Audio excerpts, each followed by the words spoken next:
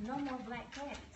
Okay. So when we removed black folks from that part of the game, we also remove black people from the game, because now we don't have anybody passing that on to their families. So you've got a challenge of one, not just getting us on the golf course, you've got a challenge of us remembering and respecting the history we have. Respecting the history. Right. And then on the same note, you're behind the hashtag Black Girls Golf. So you're trying to get black women as a whole back on the golf course. Back on the golf course, because the golf course is a place where there are so many life lessons in golf. So the First Tee is an organization.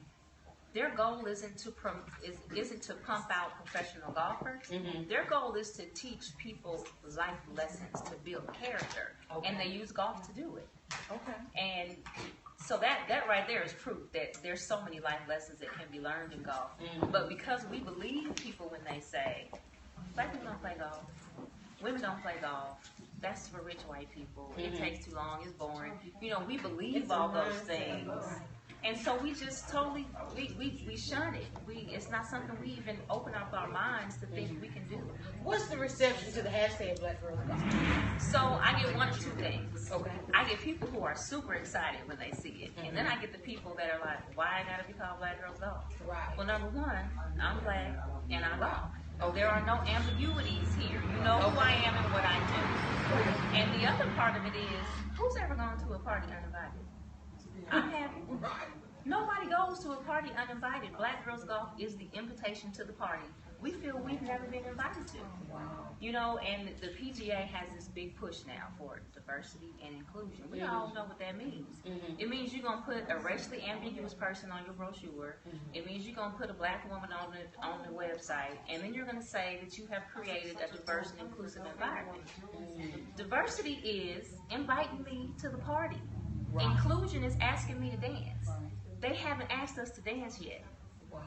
And people in the golf industry think that it has evolved more than it has. So you'll hear them say things like, it's merit-based. If you can play well, you can get there. But like with everything else in this country, access. When the last time you seen a golf course in the hood? Mm-hmm. You know, your son is not going to spend his lunch money practicing his free throw.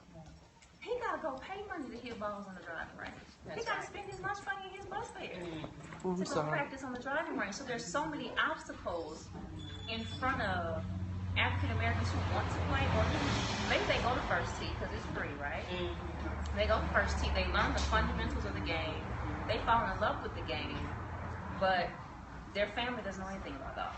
Right. So the family doesn't support it, so he don't have no money, he or she doesn't have any money to go to the driving range. Mm-hmm. They don't have the right equipment. Right. There's not a golf course close enough to their home that they can practice. But are